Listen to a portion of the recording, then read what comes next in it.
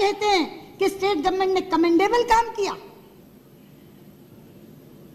रक्षा मंत्री जी कहते हैं कम्युनिकेशन सिस्टम हमने तुरंत बहाल कर दिया था। मैं कहना चाहती हूं, अगर कम्युनिकेशन सिस्टम आपने तुरंत बहाल कर दिया होता तो परिजन इतने बेबस और असहाय नहीं होते। जितने लाचार वो पीड़ित थे, उससे ज्यादा बेबस और असहाय उनके परिजन थे। अगर आपका कम्युनिकेशन सिस्टम बहाल हो जाता तो लोग फोन कर सकते थे, एक फोन करके घर के लोगों को बता सकते थे फिक्र मत करना, हम फंसे जरूर हुए हैं मगर जिंदा हैं। लेकिन कोई कम्युनिकेशन नहीं था, कोई फोन नहीं चल रहा था, वो किसी से बात नहीं कर पा रहे थे, बल्कि परिजनों को गलत खबरें दी जा रही थी। बहुत लोगों को ये कह दिया गया कि तुम्हारे लोग फलां हेलीकॉप्टर से आ रहे हैं। वो अपने अपने घरों से देहरादून के हेलीपैड पर पहुंच गए। एक हेलीकॉप्टर उतरता तो देखते, दूसरा उतरता तो देखते, तीसरा उतरता तो देखते, और 4-4, 5-5 हेलीकॉप्टर उतरने के बाद जब उनको परिजन नहीं मिले तो कहा गलत खबर चली गई थी, गलत सूचना दे दी गई थी। आप कहते हैं आपके रक्षा मंत्री essential supplies like food, drinking water, medicines, kerosene oil, blankets, etc. were continuously provided by air dropping as well as land routes. मैं आपको कहना चाहती हूँ, जेसीबी थी मगर डीजल नहीं था। गृह मंत्री जी, बद्रीनाथ मंदिर समिति में रसद थी, वो खाना देना चाहते थे, गैस नहीं थी। गैस खत्म हो गई तो हमने कहा केरोसिन भेज दो, 2 दिन तक केरोसिन नहीं जा सका था। आप कौन सी इसेंशियल सप्लाईज की बात कर रहे हैं? लोगों ने यहां से ट्रक के ट्रक भर के भेजे, लेकिन हेलीपैड पर सामग्री पड़ी रही, लोगों तक नहीं पहुंचाई जा सकी। गुप्त काशी के गोदाम में सामग्री सड़ रही थी, लेकिन लोगों तक नहीं पहुंचाई जा रही थी। आप कौन सी बात करते हैं? कौन सी राज्य सरकार की बात करते हैं? वहां राज्य सरकार या प्रशासन का नामो निशान तक नहीं था। आपने खुद जाकर वहां देखा और कहा कि तालमेल का अभाव है, तो आपने केंद्र से एक नोडल अधिकारी नियुक्त किया और कहा कि ये जाकर के अब तालमेल का काम करेगा। सेना कहती थी हमारे पास कोई राज्य सरकार का कोई कर्मचारी, कोई अधिकारी मार्गदर्शन करने के लिए नहीं है, हमें तो जगहें भी नहीं पता कि हमको जाना कहाँ है। हेलीकॉप्टर क्रैश कर गया। उस दिन हमको लगा कि शायद अब कोई दूसरा हेलीकॉप्टर नहीं उड़ेगा, लोग डर जाएंगे, लेकिन मैंने कहा ना, मैं सलाम करती हूं लोगों को। उधर हेलीकॉप्टर क्रैश हुआ, 20 लोग मरे, 5 क्रू के लोग और 15 दूसरे, 20 लोग मरे, लेकिन माथे पे शिकन डाले बिना दूसरा हेलीकॉप्टर तैयार होकर के कैप्टन चढ़ गए और वापस लोगों को निकालने के लिए लग गए। इसलिए मैंने कहा अगर अभिनंदन का पात्र कोई है तो सेना और एयरफोर्स के लोग हैं, लेकिन राज्य सरकार की पीठ थपथपाने की जरूरत नहीं है। राज्य सरकार इतनी नालायक और निकम्मी साबित हुई है कि मैं यहाँ खड़े होकर के कहना चाहती हूँ, यही कारण था कि मैंने राज्य सरकार की बर्खास्तगी की मांग की थी। सभापति जी, ये अनहोनी घटना नहीं है जो ऐसे ही घट गई, ये ऐसी घटना है जो रोकी जा सकती थी। मौसम विभाग ने पहले से चेतावनी दी थी कि 16 जून से वहां बारिश शुरू होगी। इसरो ने चेतावनी दी थी कि बादल फटेगा और इसलिए पहाड़ की यात्रा मना कर दो। मैं आज कहती हूं, अगर आपने यात्रियों को अलर्ट जारी किया होता, अगर ऋषिकेश, रुद्रप्रयाग और गौरीकुंड में आपने यात्रियों को कह दिया होता कि आगे आप मत आइए, तो 20,000 जानें बच सकती थी, क्योंकि ऋषिकेश, गौरीकुंड और रुद्रप्रयाग और केदारनाथ के बीच में 20,000 से ज्यादा लोग थे, जिनमें से एक भी नहीं बचा।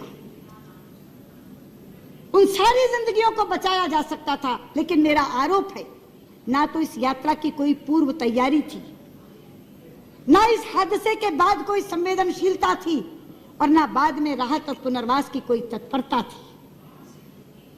मैं कहना चाहूंगी, जो सरकार आज तक मृतक का आंकड़ा नहीं दे सकी, उस सरकार की आप पीठ थपथपाते हैं, उसको आप शाबाशी देते हैं। सभापति जी, आपदा प्रबंधन मंत्री ने 10 दिन के बाद कहा था कि मरने वालों का आंकड़ा 5,000 तक पहुंचेगा। इनके अपने स्पीकर ऊंटवाल ने कहा था नहीं, मरने वालों की संख्या तो 10,000 हो जाएगी। और सुप्रीम कोर्ट में हलफनामा देकर क्या कहा था? 822 लोग मरे हैं। और रक्षा मंत्री ने अपने वक्तव्य में क्या कहा 520 लोग मरे हैं। कहां 5000, कहां 10,000, 822 और आकर के आंकड़ा रुक गया 520 पर। लापता की संख्या आप नहीं बता सके। आपको मालूम नहीं है कि लापता कितने लोग हैं। हमारे यहां कहते हैं सभापति जी, मरे का सबर आ जाता है, लापता का सबर नहीं आता। मरे का जब आदमी दाह संस्कार कर लेता है तो लगता है कि व्यक्ति चला गया, लेकिन लापता के लिए हमेशा आंखें इंतजार करती रहती हैं।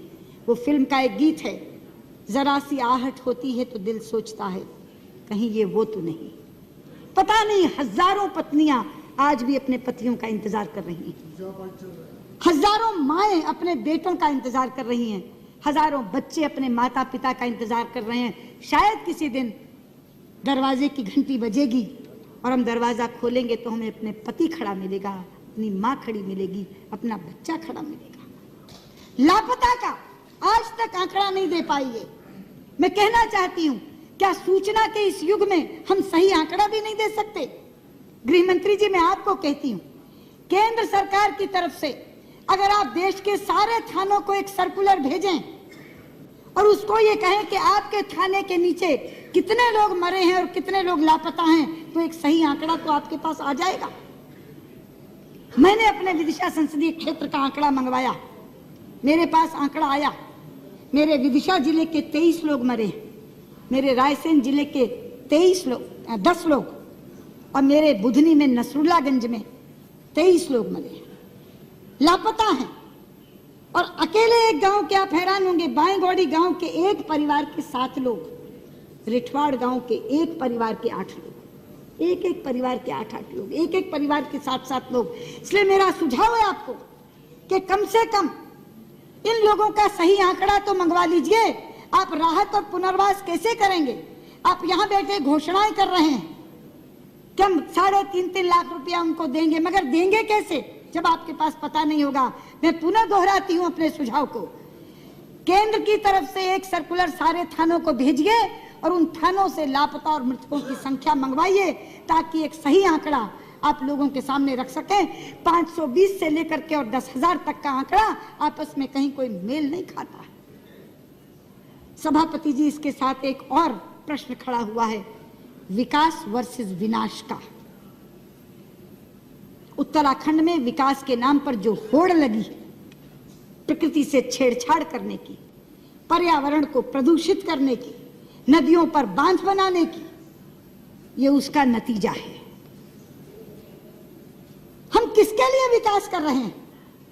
हम अरबों खरबों रुपया खर्च करके विकास करते जाते हैं। प्रकृति एक दिन क्रोधित होती है और ऐसी विनाश लीला करती है कि सब कुछ तबाह कर जाती है। कब आंखें खुलेंगी हमारी? क्या इस त्रासदी के बाद भी नहीं? क्या इस आपदा के बाद भी नहीं? वहां एक धारी देवी का मंदिर है, उत्तराखंड की रक्षक कहा जाता है उनको, उत्तराखंड की रक्षक देवी धारी देवी। उन धारी देवी के ऊपर भी एक विद्युत परियोजना चल रही है, जिसमें धारी देवी को जलमग्न करने की योजना थी। हमारी पार्टी की नेत्री उमा भारती एड़ी चोटी का जोर लगा रही थी उस धारी देवी को बचाने के लिए। एक एक के घर जाती थी, आडवाणी जी के नेतृत्व में प्रतिनिधिमंडल लेकर के, मुझे साथ लेकर के प्रधानमंत्री जी के पास गई थी। पर्यावरण मंत्री से सैकड़ों बार मिली थी। हमें प्रधानमंत्री जी ने आश्वस्त किया, हमें पर्यावरण मंत्री ने आश्वस्त किया, किसी भी कीमत पे धारी देवी वहां से हटाई नहीं जाएंगी। धारी देवी की मूर्ति अलग है, मगर धारी देवी वो शिला है जिस शिला को बचाने के लिए हम कह रहे थे। लेकिन सभापति जी, आप जानते हैं ये मात्र संयोग नहीं है, मैं सदन के लोगों को बताना चाहती हूँ।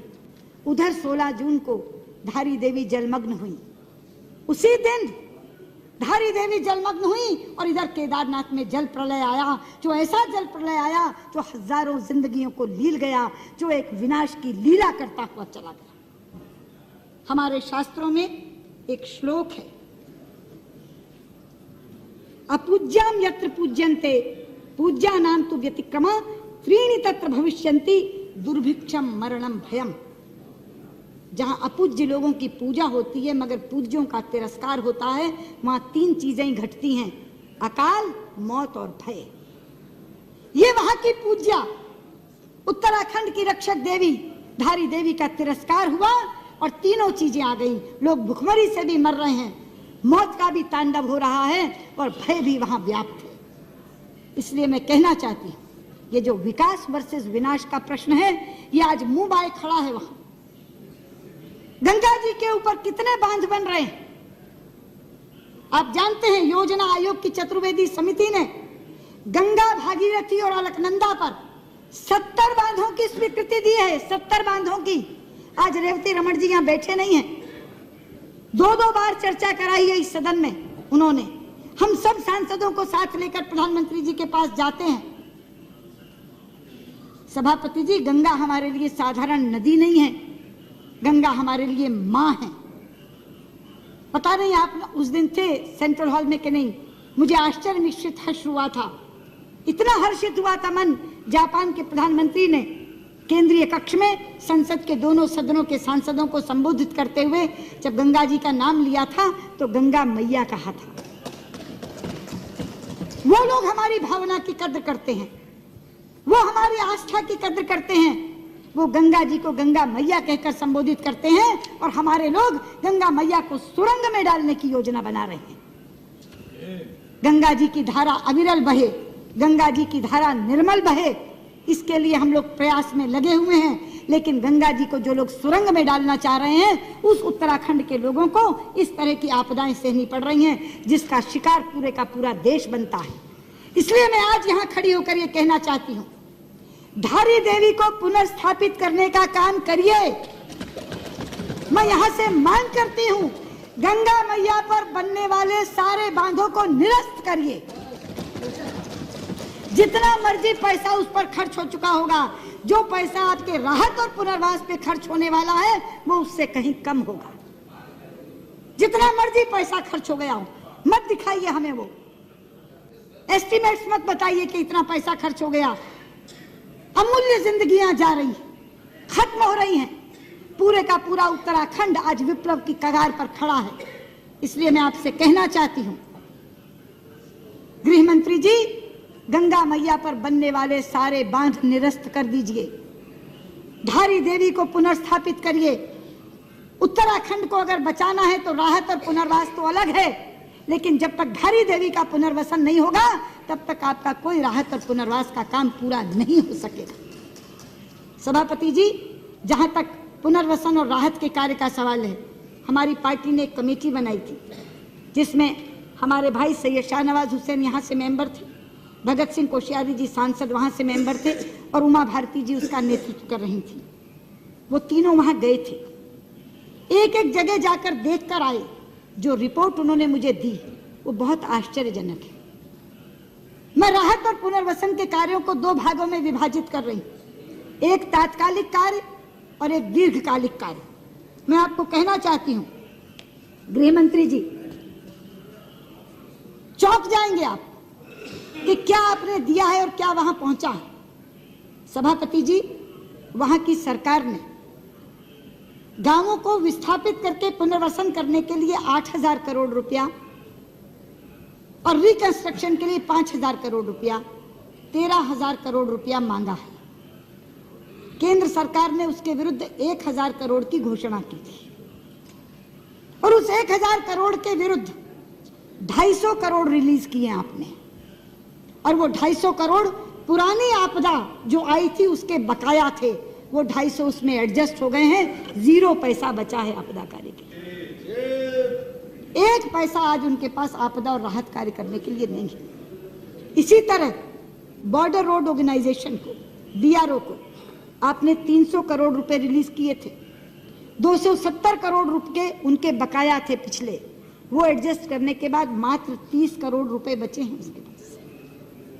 30 करोड़ रुपए में आप कौन सी सड़कें बना देंगे वहां। तीसरा, खच्चर के लिए 10,000 रुपए केंद्र ने और 15,000 रुपए राज्य सरकार ने देने की घोषणा की है। खच्चर 70-80 हजार रुपए से कम में नहीं आता। आपके 15,000 लेकर वो क्या करेंगे? एक आदमी भी एक खच्चर वहां से खरीद नहीं सकेगा। चौथा, वहां का पर्यटन पूरी तरह समाप्त हो गया है। सभापति जी, और पर्यटन समाप्ति में वहां के मुख्यमंत्री के बयान की बहुत बड़ी भूमिका है। आप जानते हैं वहां के मुख्यमंत्री ने क्या कहा है? उन्होंने कहा है उत्तराखंड की ओर मुंह मत करना, और अगर कोई आए तो अपने जिम्मेदारी पर आए, हम उसकी कोई सुरक्षा नहीं कर सकते। ऐसा बयान मुख्यमंत्री देते हैं। आप जानते हैं कि आज भी अभी उत्तराखंड में मसूरी, धनौल्टी, आली, रानीखेत, अल्मोड़ा, कौसानी, रामगढ़, हरिद्वार और नैनीताल ऐसे पर्यटक स्थल हैं जिस पर आपदा का कोई असर नहीं है। इसलिए अगर पर्यटकों को वहां आने दिया जाए तो उनकी अर्थव्यवस्था बहाल हो सकती है। लेकिन उत्तराखंड के मुख्यमंत्री, मैंने कहा ना, वैसे ही सुस्त मार का है। वो तो चाहते ही नहीं कि कोई आए। वो कह रहे हैं कोई मुंह मत करना उत्तराखंड की तरफ। वहां का पर्यटन पूरी तरह समाप्त हो गया। आज भी बद्रीनाथ में गृह मंत्री जी 1000 वाहन फंसे हुए हैं, जिसके विरुद्ध उन्होंने ऋण लिया हुआ। उनके लिए रोजी रोटी का संकट खड़ा है। उस ऋण की माफी की भी मैं आपसे आज अनुरोध करती हूं कि उस ऋण को भी आपको माफ करना। ये सब उस रिपोर्ट में से निकला। होटल, दुकानें खोलने के लिए बैंकों से लोगों ने ऋण ले रखे हैं। उन ऋण की माफी के लिए भी मैं आपसे अनुरोध करती हूँ। और सबसे अधिक किल्लत गैस की है। होटल और दुकानें बंद हो गए। केंद्र सरकार कहती है राज्य सरकार प्रस्ताव भेजे तो हम देंगे। मैंने कहा ना, राज्य सरकार तो ऐसी सुस्त मार का है, वो प्रस्ताव ही नहीं भेज रही। राज्य सरकार प्रस्ताव भेजेगी नहीं, आप गैस देंगे नहीं, तो किस तरीके से वो होटल और दुकान खुलेंगे? राज्य सरकार के प्रस्ताव की अपेक्षा मत करिए। राज्य सरकार को तो बर्खास्त कर दीजिए, अपने नीचे ले लीजिए उत्तराखंड को। सभापति जी, आपदा पीड़ितों की राशि के नाम पर 1 रुपया भी किसी को नहीं मिला। 1 रुपया भी। ये जितने नाम मैंने अपने यहाँ बताए ना, रायसेन जिले के 10, विदिशा के 23, नसरुल्लागंज के 23, उनको मध्य प्रदेश सरकार ने 2-2 लाख रुपया अपनी तरफ से दिया है। आपने कहा है 3.5 लाख रुपए आप देंगे। उत्तराखंड ने कहा था कि 3.5 वो देंगे। ऐसे 7-7 लाख रुपए उन्हें मिलने थे। अब उत्तराखंड ने तो हाथ खड़े कर दिए। उन्होंने कहा केंद्र सरकार दे और राज्य सरकारें जितना देना है दे। लेकिन केंद्र सरकार, हाँ, Tamil Nadu government, that you will speak। राज्य सरकारों ने अपनी अपनी ओर से जो देना था वो दिया है। हमारे यहाँ 2-2 लाख उन्होंने दे दिया। अगर उत्तराखंड सरकार और नहीं देगी तो बकाया भी हम दे देंगे। लेकिन आप 3.5 लाख जो देने वाले हैं, 3.5 कौड़ी भी नहीं दिया आपने अभी तक। 3.5 कौड़ी। और मैंने आपसे कहा ना, आपके पास आंकड़ा ही नहीं है, आप देंगे कहां से? पहले आप आंकड़ा जुटा लीजिए और ये पैसा देना शुरू करिए। वो लोग कहां तक इंतजार करेंगे? 1 पैसा भी आपदा राहत राशि के नाम पर अभी तक आपने दिया नहीं।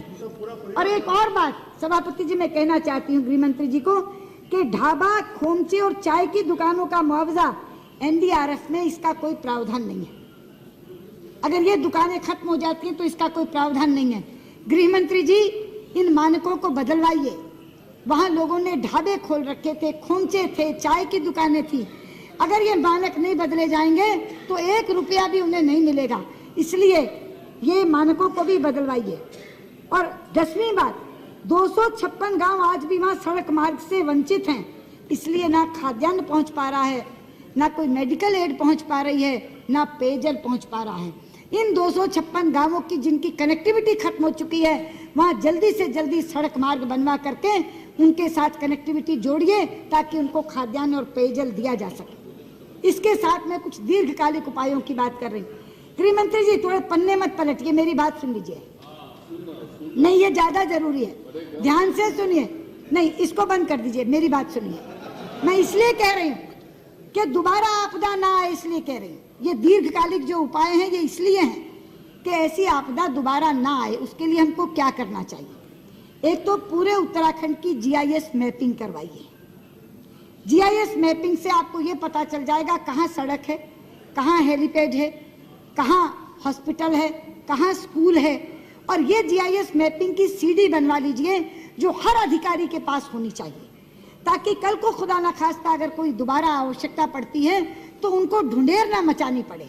क्योंकि जो अधिकारी आए थे वहां, जो उस समय भी लगे थे, वो कोई उत्तराखंडी नहीं था। ज्यादातर लोग दक्षिण महाराष्ट्र गुजरात से आए हुए लोग थे। अब उन लोगों को पता भी नहीं था, वो 3-3 महीने पहले लगे थे वहां, उन्हें जगह की भी मालूम नहीं थी। अगर सीडी होगी उनके पास जीआईएस मैपिंग की, तो केवल उसी से वो ये अंदाज लगा लेंगे कि कहाँ स्कूल, कहाँ सड़क, कहाँ हेलीपैड। तो एक तो जीआईएस मैपिंग करवाइए। दूसरा, जब यात्रा शुरू हो तो हर यात्री का रजिस्ट्रेशन अनिवार्य रूप से करवाइए और उसको एक माइक्रोचिप दीजिए ताकि उसकी लोकेशन का पता लग सके।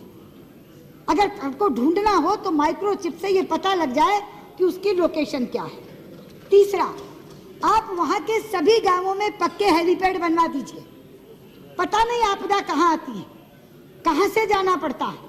ये जो उसी के उसी समय वो लोग हेलीपैड बनाते हैं, ये जो हेलीपैड कच्चा बना था उससे ही एक पहला हेलीकॉप्टर गिरा था। ये जो क्रैश हुआ जिसमें 20 लोग मरे, उससे पहले भी एक हेलीकॉप्टर गिरा था क्योंकि हेलीपैड कच्चा था। तो सभी गांवों में पक्के हेलीपैड बनवा दीजिए। और एक, हर जिलाधिकारी के पास वहां सैटेलाइट फोन्स होने चाहिए। आपने इसमें लिखा सैटेलाइट फोन्स दिए, कब दिए? आपदा के बाद आपने सिंगापुर और हांगकांग से मंगवाए। मैं यही आपसे कह रही हूं कि यात्रा की कोई पूर्व तैयारी नहीं थी। क्या सैटेलाइट फोन्स इस तरह की यात्रा में उत्तराखंड में नहीं होने चाहिए थे? आपने ऑर्डर दिया, मंगवाए, मंगवाने के बाद दिए। सैटेलाइट फोन्स वहां उपलब्ध रहने चाहिए, वहां सैटेलाइट फोन्स दीजिए। और ऑल वेदर रोड्स बनाइए।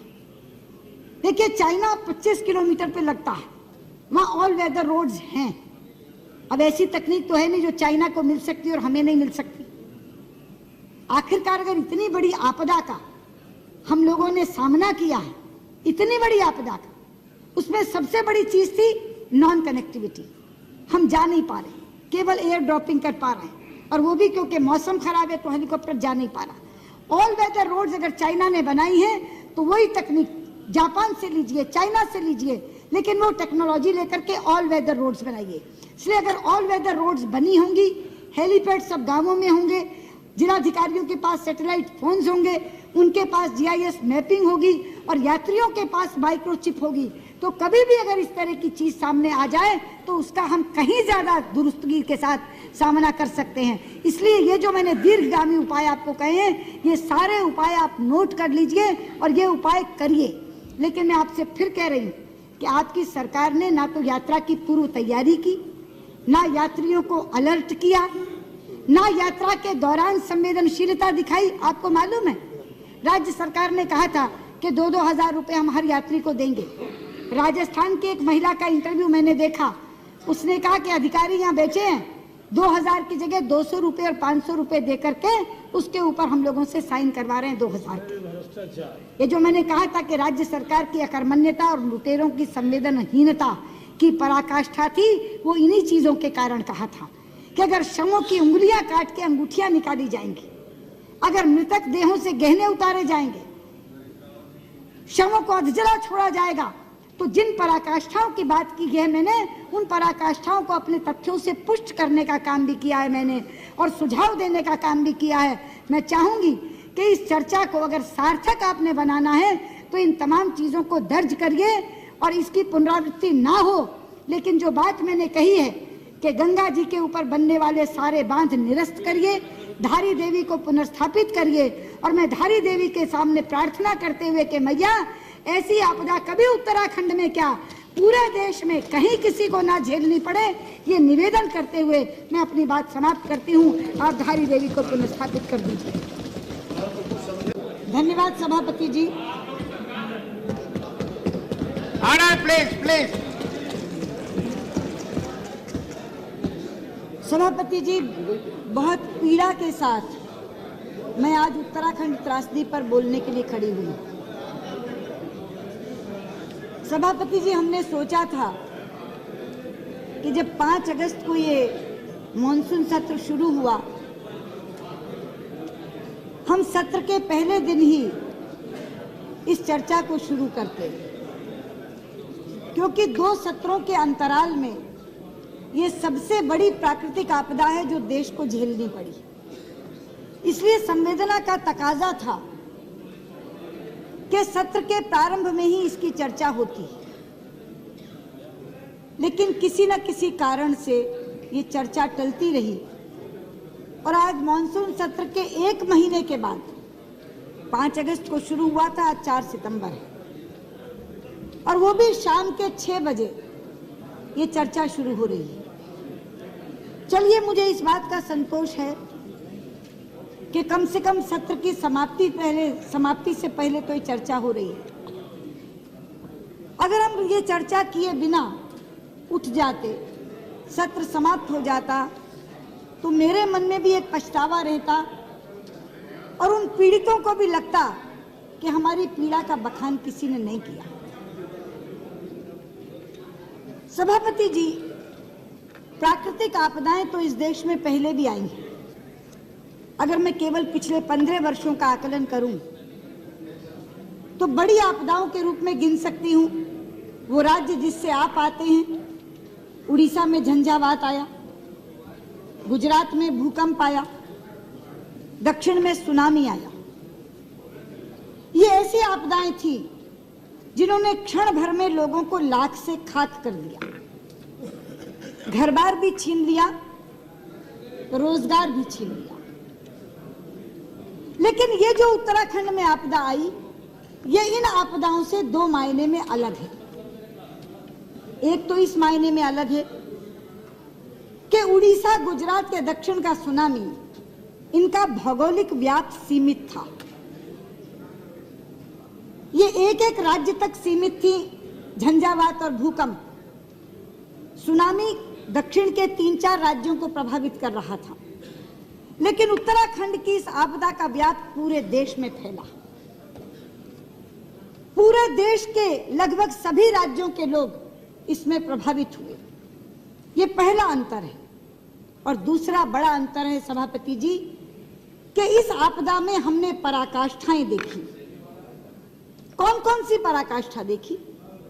अगर एक तरफ प्रकृति के प्रकोप की पराकाष्ठा दिखी तो दूसरी तरफ लोगों की लाचारी की भी पराकाष्ठा दिखी। अगर एक तरफ सेना और अर्धसैनिक बलों के शौर्य की पराकाष्ठा दिखी तो दूसरी तरफ एयरफोर्स के पायलटों के धैर्य की भी पराकाष्ठा दिखी। अगर एक तरफ राज्य सरकार की अकर्मण्यता की पराकाष्ठा दिखी तो दूसरी तरफ लुटेरों की संवेदनहीनता की भी पराकाष्ठा दिखी। और इन पराकाष्ठाओं के कारण ये त्रासदी न भूतो न भविष्यति की